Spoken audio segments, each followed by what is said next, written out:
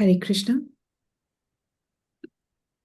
Thank you for all the beautiful services. आप सभी भक्तजन जो कि मॉर्निंग मंगल में जुड़ते हैं, उन सभी के श्री चरणों में सादर प्रणाम। Hare Krishna. So let's begin with the Srimad Bhagavatam reading and understanding. Let's begin with the prayer service for Srimad Bhagavatam. Hare Krishna. Hare Krishna. दंडवत प्रणाम माता जी, सभी को दंडवत प्रणाम। प्रेयर। ओम नमो भगवते वासुदेवाय। ओम नमो भगवते वासुदेवाय। ओम नमो भगवते वासुदेवाय। नारायणं नमस्कृतं नरं चैव नरोत्तमं देवीं सरस्वतीं व्यासं ततो जयमुदीरयेत्। नष्टप्रायेषु भद्रेषु नित्यं भागवत सेवया भगवत उत्तम श्लोके भक्ति भवति नैष्ठिकी। कृष्णाय वासुदेवाय देवकी नंदनाय च नंद गोप कुमाराय गोविंदाय नमो नमः। गोविंदाय नमो नमः। गोविंदाय नमो नमः। हरे कृष्णा। सभी को दंडवत प्रणाम। Thank you for seva. Hare Krishna. Hare Krishna. Hare Krishna. Thank you. तो अब आज हम कैंटो 1 चैप्टर 17 के 31 श्लोका में प्रवेश करेंगे। उसके पहले चंद प्रश्न जो कि हमारे रिकैप से संबंधित है। परीक्षित महाराज ने तलवार क्यों उठाई थी? कलयुग को मारने के लिए, कली को कल मारने। कलयुग को वो क्यों मारना चाहते थे?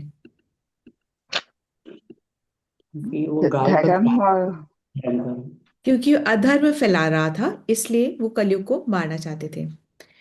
अ, उसके बाद कलयुग ने राजा का वेश अपना क्यों उतार दिया?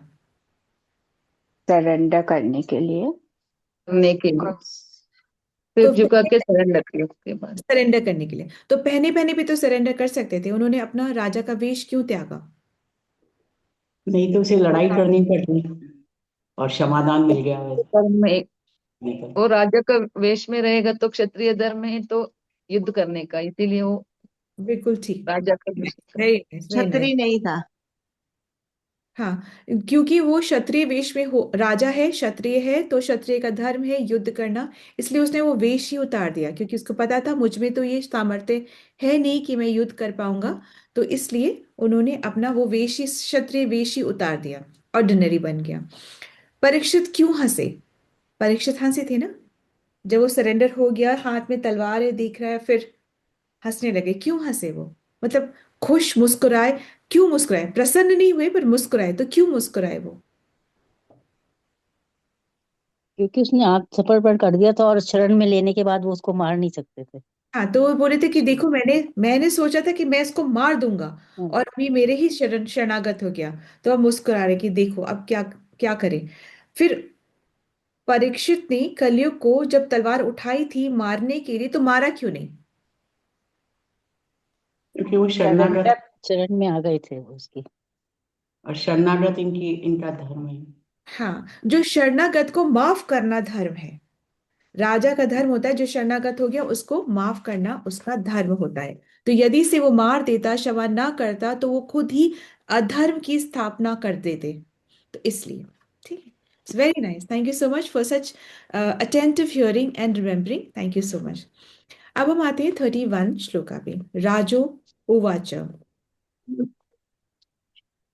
न ते गुणाकीश यशोधराणां बद्धाञ्जलिर्वे भयमस्ति किञ्चित् न वर्तितव्यं भवता कथञ्चन क्षेत्रे मदीये त्वम् अधर्मबन्धु। राजो उवाच। राजो वाच न ते गुणाकेश यशोधराणां बद्धाञ्जलिर्वे भयमस्ति किञ्चित् न वर्तितव्यं भवता कथञ्चन क्षेत्रे मदीये त्वमधर्मबन्धु। हरे कृष्णा। हरे कृष्णा। दंड प्रणाम माता जी, दंड प्रणाम आप सबको। राजा ने इस प्रकार कहा, हम अर्जुन के यश के उत्तराधिकारी हैं, और चूंकि तुम हाथ जोड़कर मेरी शरण में आए हो, अतएव तुम्हें अपने प्राणों का भय नहीं होना चाहिए। लेकिन तुम मेरे राज्य में रह नहीं सकते, क्योंकि तुम अधर्म के मित्र हो। हरे कृष्णा।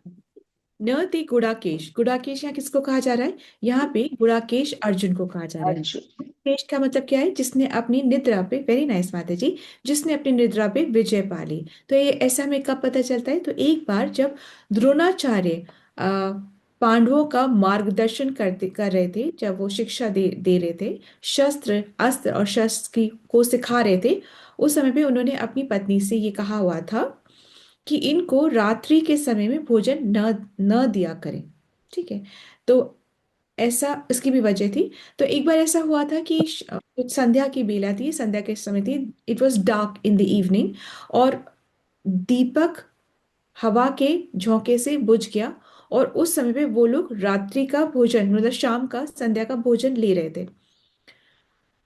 तो अंधेरा हो गया, परंतु भीम का जो भोजन था वो रुका नहीं। उसको पता था यहाँ भोजन है, यहाँ मुंह है, भोजन मुंह, ऐसे वो खाते जा रहा था।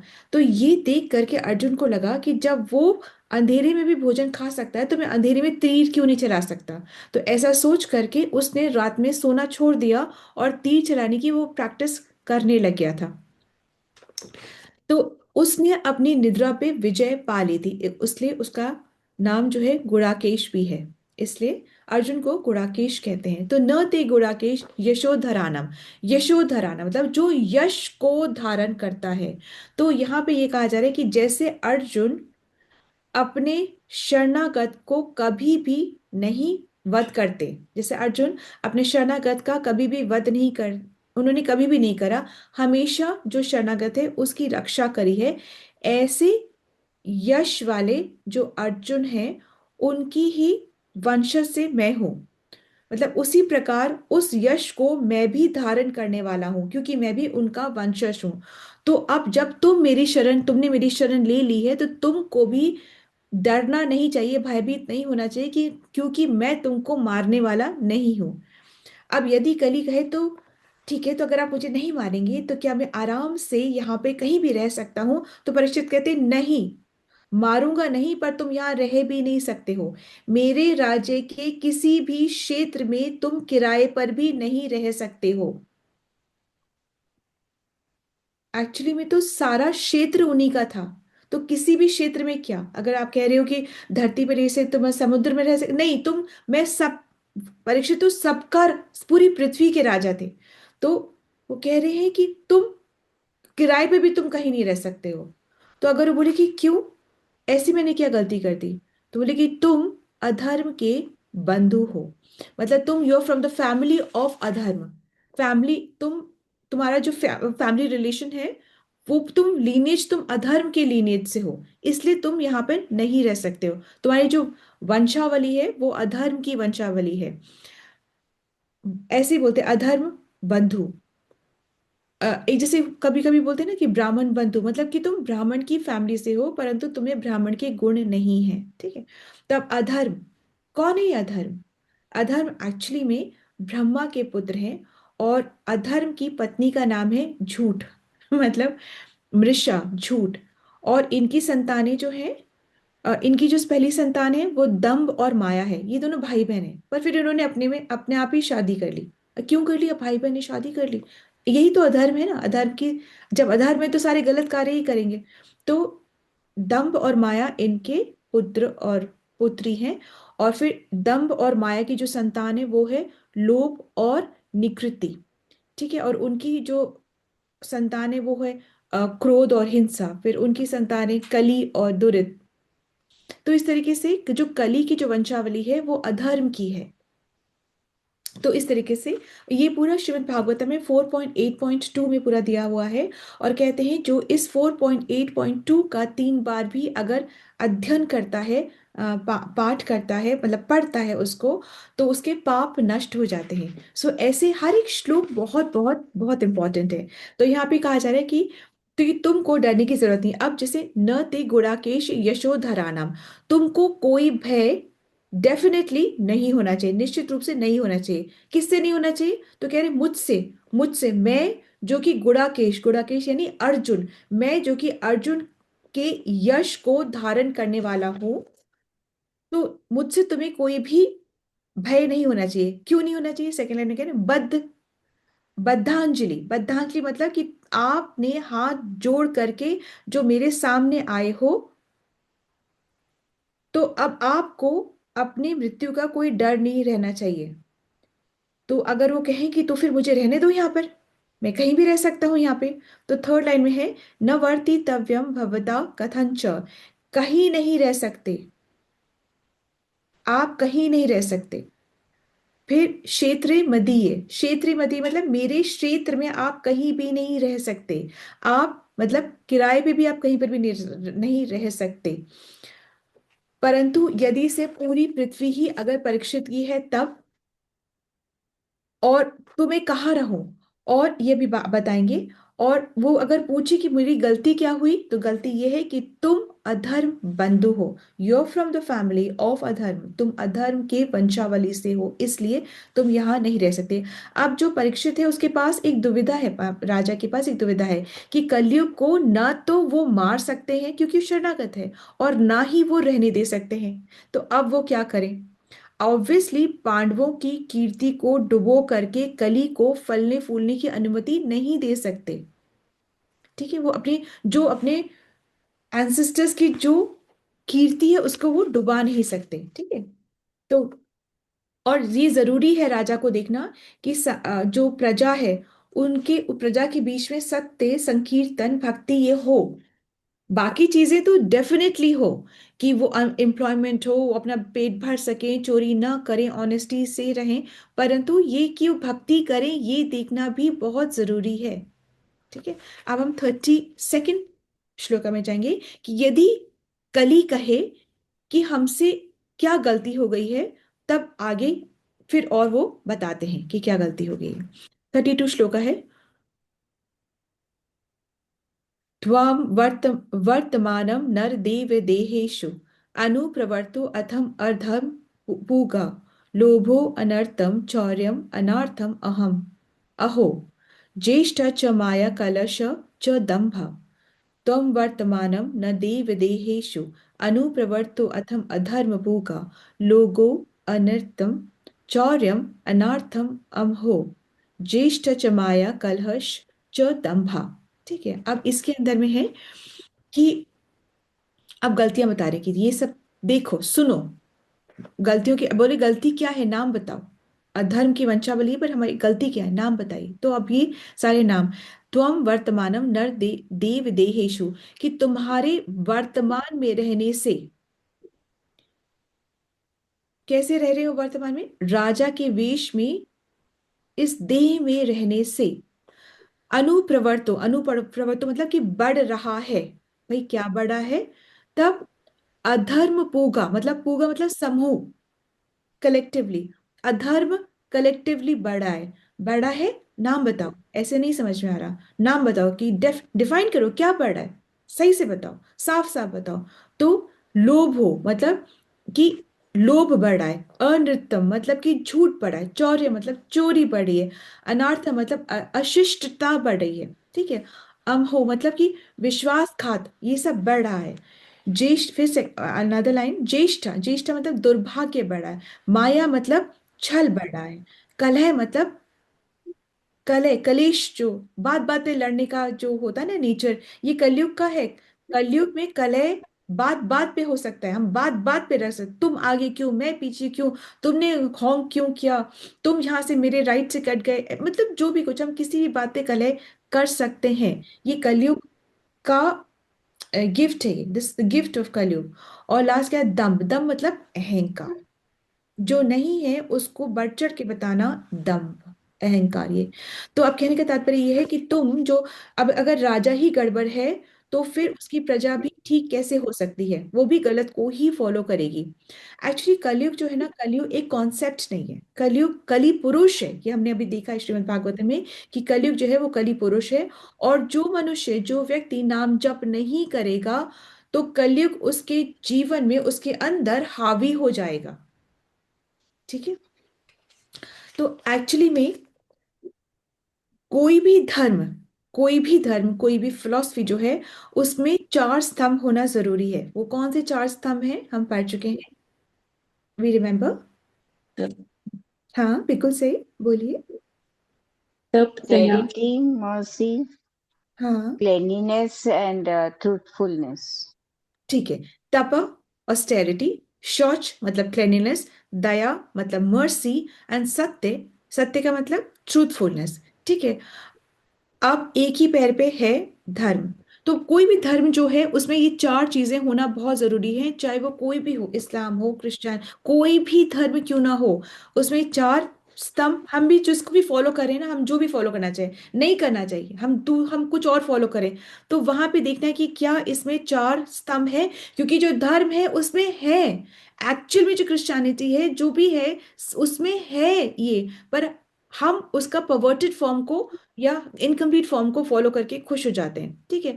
अब अगर धर्म ये बता ही ना कि भगवान कौन है, भगवान कौन है, यदि ये धर्म नहीं बता रहा है तो फिर धर्म किस काम का है। यदि धर्म ये बता रहा है कि भगवान तो सभी भगवान है, तो ये कौन सा धर्म हुआ। क्योंकि आपने तो सभी को भगवान बता दिया, तो भगवान तो एक ही है। ठीक है। अगर आप सबको भगवान मानते तो हैं परंतु भगवान के बारे में जानते नहीं, तो फिर ऐसे धर्म का क्या ही फायदा हुआ। या भगवान को आपने जीरो डाउन कर दिया कि हम सब में हैं, हम सब में भगवान है, हम सब में वो आत्मा है, वो शक्ति है, हम कोई भी हम भगवान बन सकता है आप अपने अंदर।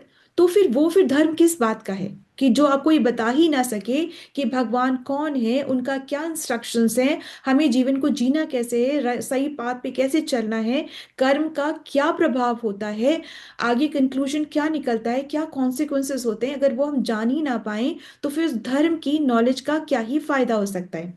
धर्म अब सिर्फ और सिर्फ किस पे खड़ा है, सत्य पर टिका हुआ है धर्म। ठीक है। और सत्य क्या है कि भगवान परम सत्य है।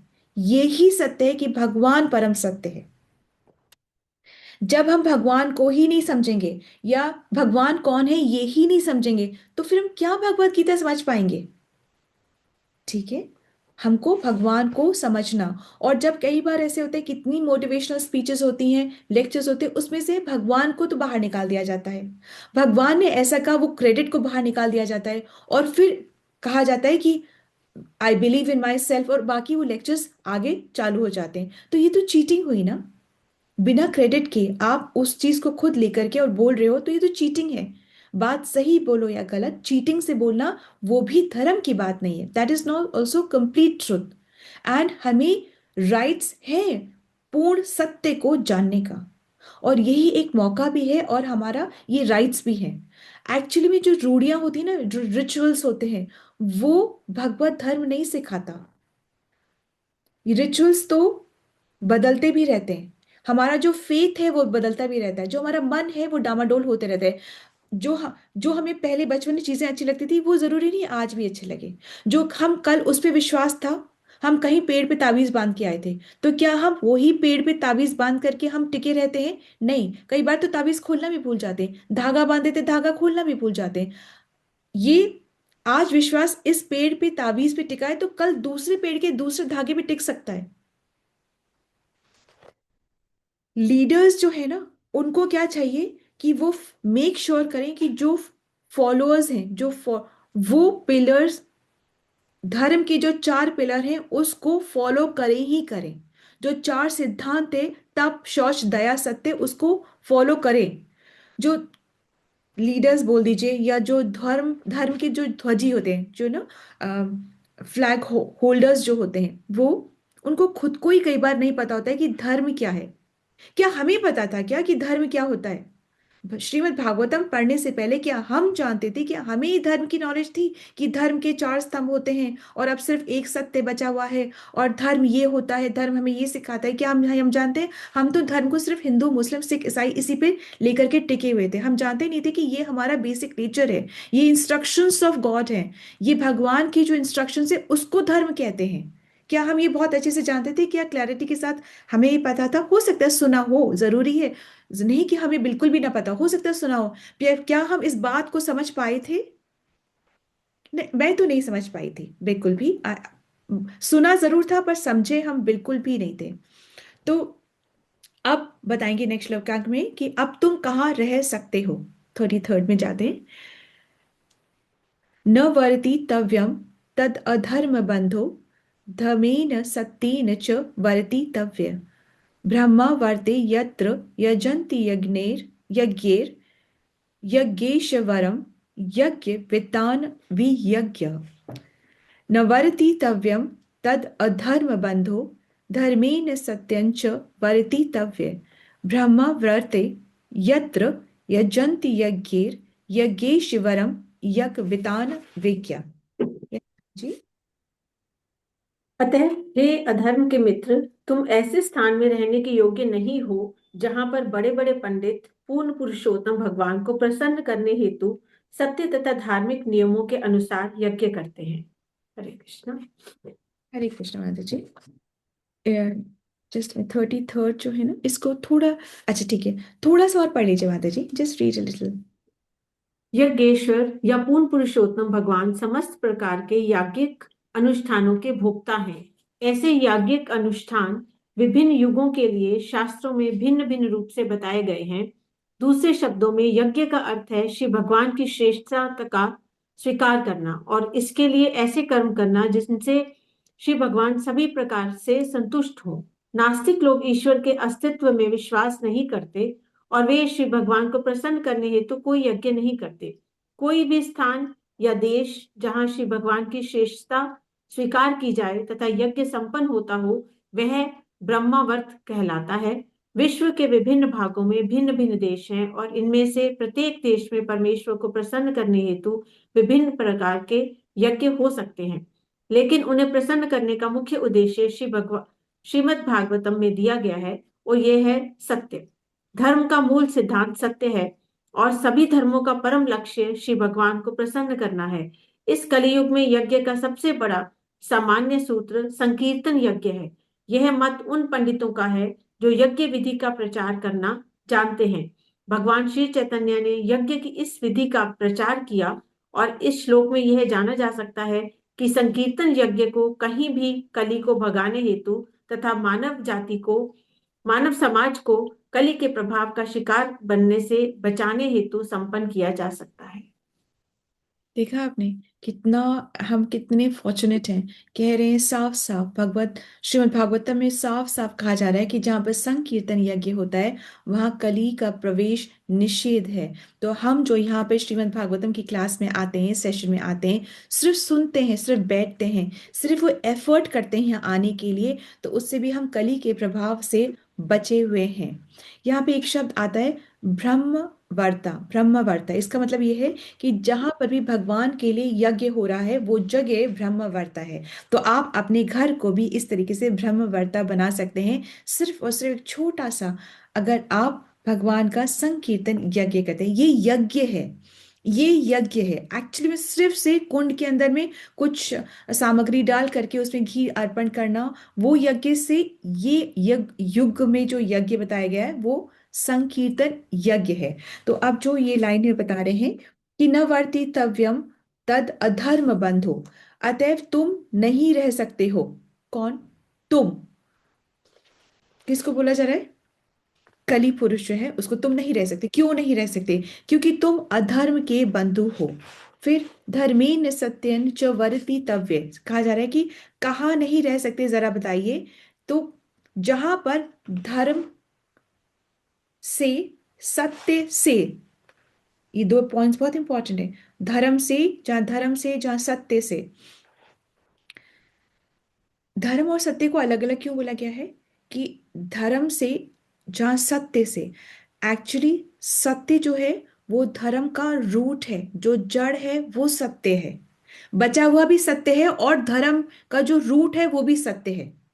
तो जब सत्य है, बाकी जो चीजें हैं वो ब्रांचेस हैं, परंतु मतलब तपा, शौच, ये सब ब्रांचेस हैं, परंतु जो धर्म का जो रूट है, जो मेन बेस है, वो सत्य है। इसलिए सत्य तो चाहिए ही चाहिए, उसी पे धर्म टिका। वो तो बहुत इंपॉर्टेंट है, बाकी सारे रूट, बाकी सारे ब्रांचेस, लीव्स, ये सब हैं। तो सत्य में, अब सॉरी, धर्म में सत्य तो चाहिए ही चाहिए। तो धर्म और सत्य के साथ से जहां पर यज्ञ हो रहा है, और किसके लिए यज्ञ हो रहा है? यज्ञेश्वर के लिए। यज्ञेश्वर कौन है? सभी यज्ञ के ईश्वर कौन है? श्री कृष्ण है ना। उनके लिए जहां पर यज्ञ हो रहा है, और तो थर्ड लाइन, ब्रह्मवर्ते यत्र यजन्ति यज्ञ, जहां पर उनके लिए यज्ञ हो रहा है, यज्ञेश वरम, यज्ञ पुरुष के लिए जहां पर हो रहा है, कृष्ण के लिए, विष्णु के लिए जहां पर यज्ञ हो रहा है, और किसके द्वारा यज्ञ हो रहा है? ज्ञानी पुरुषों के द्वारा, जहां जो कि जानते हैं कि कौन सा यज्ञ करना है, उनके द्वारा जब यज्ञ हो रहा है, कृष्ण की प्रसन्नता, विष्णु की प्रसन्नता के लिए यज्ञ हो रहा है, और यज्ञ भी धर्म और सत्य के साथ हो रहा है, ऐसी जगह पे तुम नहीं रह पाओगे, तुम नहीं रह सकते। ठीक है, जब उसने पूछा कि ऐसा भी, और अभी और बातें होंगी, ठीक है, तो उस कहने के तात्पर्य कि सत्य जो है वो धर्म का मूल है, और हर युग में, हर युग में अलग अलग तरीके से यज्ञ होता है। सतयुग जो है वहां पर तपस्या, क्योंकि बहुत जीवन बहुत लंबा था, आयु बहुत लंबी थी, तो बहुत ही कड़ी तपस्या में, 36,000 साल है ना कश्यप रहे, तो कोई कितना, तो बहुत उसमें शक्ति बल चाहिए होता, आसान नहीं होता था। तो सतयुग पर, सतयुग में क्या होता था? मेडिटेशन या ध्यान, परंतु अंतिम जो ध्यान होता था वो विष्णु के ऊपर ही लगता है। ठीक है, त्रेता युग में क्या होता था? वैदिक यज्ञ, मंत्र उच्चारण के साथ में वैदिक मंत्रों से यज्ञ, वैदिक यज्ञ होता है। ठीक है, द्वापर, और यज्ञ की जो परम भोक्ता कौन है? विष्णु, कृष्ण। ठीक है, द्वापर में क्या होता है? द्वापर में मंदिर पूजा, अर्चना, विग्रह सेवा, नियम विधि, शुद्धता, अनुष्ठान, बहुत रिसोर्सेस के साथ में, खूब खर्चा करके, वो द्वापर युग में मंदिर पूजा। अब जो कलयुग है, सिंपल, बहुत सिंपल, संकीर्तन यज्ञ, वही यज्ञ है, कोई रॉकेट साइंस नहीं, कोई बहुत अमीर गरीब, बहुत बहुत हमको फैलावा करना है, बहुत रिश्तेदार बुला रहे हैं, बहुत कुछ जरूरत नहीं। संकीर्तन यज्ञ, वैष्णव सेवा, प्रसाद वितरण, ठीक है, अपराध के बिना जप करना, ये सब बहुत बहुत सिंपल है, बहुत छोटा है, बहुत सूक्ष्म है, पर इसका जो प्रभाव है, इम्पैक्ट जो है वो बहुत बड़ा है। जिस तरीके से नाम जप का इम्पैक्ट बहुत बड़ा है, उस तरीके से छोटे से अपराध, वैष्णव अपराध का भी इम्पैक्ट बहुत बड़ा होता है। ठीक है, इसकी एक सुंदर कहानी है, मैंने कल ही सुनी थी, परंतु आपसे अब बाद में शेयर करूंगी, नहीं तो टाइम चला जाएगा। ठीक है, अब यज्ञ करने से क्या होता है? यज्ञ करने से भगवान की श्रेष्ठता स्थापित होती है, कि भगवान इज द अल्टीमेट कंट्रोलर, वो स्थापित होती। क्या होता है? यज्ञ हमारी प्रसन्नता के लिए नहीं होता, मुझे बहुत अच्छा लगा यज्ञ करके, शांति मिल गई, या नहीं, न सोचना ही नहीं है, ये सोचना है कि जो भी मैंने सर्विस करी, जो भी मैंने करा, उससे कृष्ण प्रसन्न हुए। I hope you are please Krishna with whatever, जो मैंने सेवा करी, जो मैंने कीर्तन किया, जो मैंने भजन गाया, जो मैंने कुछ भी कुकिंग की, पेंटिंग की, किसी से बात करी, किसी से बिहेव किया, किसी से हमने एटिकेट्स, हमारे जो वैष्णव एटिकेट्स हैं, उससे कृष्ण प्रसन्न है कि नहीं है? भाई मैंने तो कर दिया, तुम जानो तुम्हारा काम जाने, नहीं, देखना है कि एंड तक, कि Krishna is, I hope Krishna, you are happy, you are pleased, that way. ठीक है, तो इस तरीके से, और क्योंकि हर यज्ञ, यज्ञ वो सिर्फ घी कुंड में डालना वो वाला यज्ञ नहीं है, हर कार्य जो हम भगवान की प्रसन्नता के लिए करते हैं वो यज्ञ है। सुबह उठना यज्ञ है, सुबह सुबह तैयार होना यज्ञ है, अच्छे से रेडी होना वो यज्ञ है, किसी से अच्छे से बात करना वो यज्ञ है, क्योंकि यदि वो कृष्ण की प्रसन्नता के लिए, तो हर वो कार्य यज्ञ है जो कि कृष्ण की प्रसन्नता के लिए है। ठीक है, तो एक्चुअली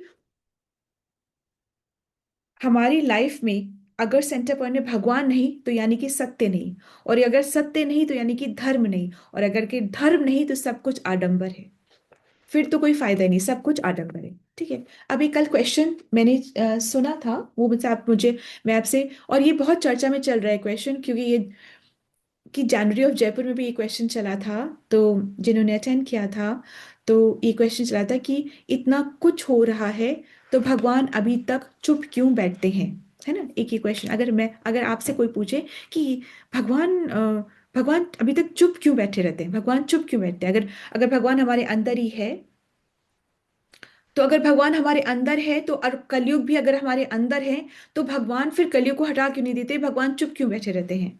अगर ये पूछा जाए तो फिर आप क्या समझेंगे इससे? क्योंकि भगवान है, ठीक है, परंतु जब तक हम भगवान के नाम का जप नहीं करते, ये इतना सा एफर्ट हम नहीं उठाते, तब तक भगवान भी चीजों को एक्टिवेट नहीं करते हैं। जब तक हम वो नाम जप का यज्ञ नहीं करते, तब तक भगवान न्यूट्रल बैठे रहते हैं। भगवान न्यूट्रल बैठे रहते हैं। वो अपने हाथों में कमान नहीं लेते, वो न्यूट्रल बैठे। कर्म करो भोगो, कर्म करो भोगो, जैसा कर्म करोगे वैसा भोगोगे। सत्कर्म है तो ठीक है, तुमने गलत काम करा तो भोगो। वो न्यूट्रल रहते हैं। ठीक है। सतयुग में अलग अलग प्लान, जैसे देवता लोग अलग और असुर लोग अलग होता था। त्रेता युग में क्या हुआ कि फिर वो एक ही प्लैनेट में आ गए, जैसे कि राम और रावण। उसके बाद जब द्वापर युग आया तो एक ही फैमिली में आ गए, ठीक है, जैसे कि कृष्ण और कंस। उसके बाद अब जब कलयुग आया है, तब एक ही व्यक्ति में आ जाते हैं, गुड एंड बैड। जिसको भी हम ज्यादा फीड करते हैं वो ही ग्रो करता है। ठीक है। इसमें ना एक बहुत ही सुंदर है कि रूप गोस्वामी कहते हैं कि भगवान तुम्हारा प्रेजेंस मेरे अंदर होने का फायदा ही क्या, या किसी भी मनुष्य के अंदर होने का फायदा ही क्या। तुम्हारे होने से जन्म मृत्यु का जो पेड़ है उसकी एक पत्ता भी तो नहीं झड़ा है, परंतु तुम्हारा नाम जब अगर अंदर आ जाता है तो उस पेड़ की जड़ें भी कांप जाती है। ठीक है। भगवान के दर्शन करने दर्शन करने दर्शन करने, दर्शन करने से क्या होगा, हम समझ भी नहीं पाएंगे भगवान को। भगवान अंदर है तो कौन सा हम समझ रहे हैं, परंतु अगर हम भगवान के नाम का जब हमारे अंदर आ जाए तो फिर क्या, उस पेड़ की, किस पेड़ की, जन्म और मृत्यु का जो पेड़ है उसकी जड़ें भी हिल जाएंगी। इतना सुंदर है कलयुग और इतना इजी है कलयुग। अगर हम समझे, अगर ज्ञान हो, अगर नॉलेज हो, तब ना, तभी ऐसे होगा। ठीक है। तो एक्चुअली में भगवान जो है ना, हमें इस भोग का तो ज्ञान देते हैं, भूख का तो ज्ञान देते हैं। जब बच्चा पैदा होता है तभी उसको पता होता है कि मुझे भूख लगी, कैसे मुझे अपना पेट भरना है। पैदा होते ही ये ज्ञान तो उसका होता है कि कैसे आहार, कैसे विहार, कैसे भय, कैसे मैथुन, कौन सिखा रहा है ये सब चीजें। ये ज्ञान शुरू से ही होता है, ये सबको है, सब अनपढ़ को भी है, ये सबको है, जो भक्ति कर रहा है नहीं, ये ज्ञान सबको है। परंतु ये ऑटोमेटिक है, परंतु भक्ति का ज्ञान ऑटोमेटिकली नहीं आता है। इसको हमें कल्टीवेट करना पड़ता है, इसको हमें हमें मेहनत करनी पड़ती है, एफर्ट्स करने पड़ते हैं, प्रयास करना पड़ता है। तो जब जब हम करते हैं तब हमें भक्ति करने की प्रेरणा मिलती है। और जब हम नाम जप यज्ञ करेंगे तो कली अपना प्रभाव हमारे अंदर से कम करता है, अन्यथा क्या होगा, वो बिल्कुल पसर करके बैठ जाता है कलयुग। ठीक है। Hare Krishna Dhanram, thank you so much for your patience hearing, very very very nice. जब आप इतना ध्यान से सुनते हैं ना, तो you are attracting Krishna's mercy completely. फिर जो कृष्णा एक्टिवेट हो जाते हैं अंदर, फिर वो बोलते हैं I will take care, don't you worry, I will take care, that ways ऐसे करते हैं। Thank you so much. Yes माता जी, let's have the key learning. Hare Krishna, दंड प्रणाम माता जी। धर्म की जड़ सत्य है और ज्ञानी लोगों द्वारा संकीर्तन यज्ञ किया जाए तो वहां पूर्ण पुरुषोत्तम श्री कृष्ण हैं, और श्री कृष्ण को सेंटर में रखते हुए समस्त कार्य किए जाएं तो वही यज्ञ है और यही इस युग का आधार है। हरे कृष्ण। बिल्कुल माता जी, ठीक है। थैंक यू सो मच माता जी, वेरी वेरी नाइस। हरे कृष्णा। सो श्रील प्रभुपाद की जय, श्री व्यासदेव की जय, श्रीमद् भागवतम की जय, आप सब भक्त वृंद की जय। Hare Krishna. So let's move on to any questions that you have. कोई क्वेश्चन से आप पूछना चाहते हैं? 1 or 2 minutes। माता जी, मुझे ध्यान नहीं आ रहा कि आपसे सुना है या राधिका कृपा माता जी से सुना है। एक बार बताया गया था कि जैसे त्रेता युग है उसमें 3 पैर रह गए थे और द्वापर युग में 2 पैर बचे थे धर्म के। तो हम्म। इसीलिए शायद उनका नाम त्रेता हुआ, और फिर द्वापर में 2 पैर बचे थे तो पहले द्वापर। कि सत्य में 4 पैर थे, फिर 1/4 कटा, फिर आधा कटा, फिर 1/4 बचा। ये इक्वेशन है। तो माता जी, त्रेता में कौन सा कटा था और द्वापर में कौन सा कटा था, ऐसा भी मेंशन है क्या? ऐसा तो मेंशन नहीं है कि अ, अब सत्य बचा है और पहले 1/4 कटा, फिर आधा कटा, फिर 1/4 बचा। इस तरीके का इक्वेशन है। और अगर और क्लैरिटी के साथ है तो हम आगे पढ़ेंगे तो शायद और आ जाएगा। ठीक है माता जी। ठीक है माता हरे कृष्णा माता जी। जी। यस माता जी। दंडवत प्रणाम। मुझे पूछना था, आपने कहा जैसे धर्म का जो बेसिस है वो सत्य है, जड़ जो है वो सत्य है। हम्म, तो मतलब अब आज के कंडीशन में कई बार ऐसे बहुत सारी चीजें होती हैं जिसमें हम एकदम ऑनेस्टी या सत्य से नहीं बोल सकते। तो उस केस में क्या करना चाहिए? नहीं, जैसे कि ना, एक तो होता है ना कि आपका आप जो बोलते हो ना, सत्यम प्रियम हितम, ये तीन चीजें होती है कि सत्य होना चाहिए, सुनने वाले को प्रिय लगना चाहिए, और उसके हितकर होना चाहिए। मैंने तुम्हारे बारे में ऐसा सुना, फालतू बात, उसके हितकर से नहीं है, उसके लिए हितकर नहीं है, उसको सुनने में अ, या एकदम से जैसे हम न्यूज ब्रेक करते हैं ना कि इसकी डेथ हो गई, ऐसे हल्के से जैसे हम न्यूज ब्रेक करते हैं, ये हम अपने शिष्टाचार में भी रखते हैं कि पहली बात तो बात सच्ची होनी चाहिए, दूसरी बात सुनने वाले के लिए हितकर होनी चाहिए। अगर हम किसी को बोल दें कि तुम तो भक्ति में ये करते हो वो करते हो, बेचारे की भक्ति ही कल से खत्म हो जाए, तो वो उसके लिए हितकर कहाँ हुई? हो सकता है सत्य हो, पर वो बेचारा सुन ही नहीं पाया और उसकी भक्ति ही खत्म हो गई, तो उसके लिए हितकर कहाँ हुई? तो पहली बात तो सत्य होना चाहिए, दूसरी बात उसके लिए हितकर होना चाहिए, और हम्म, तीसरी बात उस वो सुन पाए, उस टोन में, उस ट्यून में, उस लेवल में बोलिए, तो ये जरूरी है। और तभी तो न्याय, कोर्ट केस, ये सब हम जीते जाते हैं ना। एंड में कर्मों की वजह से बहुत कुछ सहना पड़ता है, परंतु एंड में जीत सत्य की ही होती है। जी, ये बात है। Thank you. हरे कृष्ण। हरे कृष्ण माता जी, thank you. Hare Krishna. So let's move on to Mangal Dhvani. Mangal Dhvani. जय ओम विष्णु पादाय divine grace AC Bhakti Vedanta स्वामी शीला प्रभुपाद जी की जय। शीला भक्ति सिद्धांत सरस्वती ठाकुर गोस्वामी महाराज जी की जय। अनंत कोटि वैष्णव वृंद की जय। नामाचार्य शीला हरिदास ठाकुर की जय। श्री श्री राधा माधव की जय। श्री पंच तत्व की जय। श्री जगन्नाथ बलदेव सुभद्रा की जय। श्री प्रहलाद नरसिंह भगवान की जय। श्री तुलसी महारानी की जय। श्री पतित पावन गौर निताय की जय। श्री गौर निताय प्रेमानंद हरि हरि बोल। All glories to assemble devotees Hari Hari बोल। श्री गुरु और गौरांगा की जय हरि हरि बोल। शीला प्रभुपाद जी की जय हरि हरि बोल। प्रेम से कहो श्री कृष्ण चैतन्य प्रभु नित्यानंदा श्री अद्वैत गदाधारी शिवासादादि गौर भक्त वृंदा की जय। राधा कृष्ण गोप गोपीनाथ राधा कुंड श्याम कुंड गिरि गोवर्धन ब्रिज भूमि वृंदावन धाम चंद्र उदय मायापुर नवदीप धाम की जय। गंगा माई यमुना माई की जय। राम सीता लक्ष्मण हनुमान जी की जय। ट्रांसीडेंटल बुक डिस्ट्रीब्यूशन की जय। महाप्रसादम की जय। हरि नाम संकीर्तन की जय। पांचा कल्पतरुभ्यश्च कृपा सिंधुभ्य पतिता नाम पावनेभ्यो वैष्णवेभ्यो नमो नमः। हरे कृष्णा। दंड प्रणाम माता जी। दंड प्रणाम आप सबको। हरे Krishna. Let's all join our hands and pray to Krishna and seek his blessing so that we can become sincere devotees and do our chanting offenselessly. Hare Krishna. Let's all join our hands and pray to Krishna and seek his blessings to bless all those who are suffering from any kind of ailments to recover faster. Hare Krishna. Let's all join our hands and pray to Krishna and seek his blessings for the strength that we need for our spiritual growth. Hare Krishna, Krishna Krishna, Hare Hare. Hare Rama, Rama Rama, Hare Hare. Hare Krishna. Dhanapram, thank you so much for your presence and your participation. Krishna willingly, we will meet tomorrow. Also, today is Nandita Mataji's birthday. So let's all join our hands and pray for her so that she can continue to serve the lotus feet of Krishna along with her family and her loved ones with her true hearts, with complete sincerity. May she be materially successful. May she fulfill all the duties as a mother, as a wife, as a daughter, and may she be happy in Krishna consciousness. Hare Krishna, Krishna Krishna Krishna, Krishna Hare Hare Rama, Hare Rama, Hare Ram. Rama Rama, Hare Hare. Hare Krishna, then from, please, I think she's not joined today.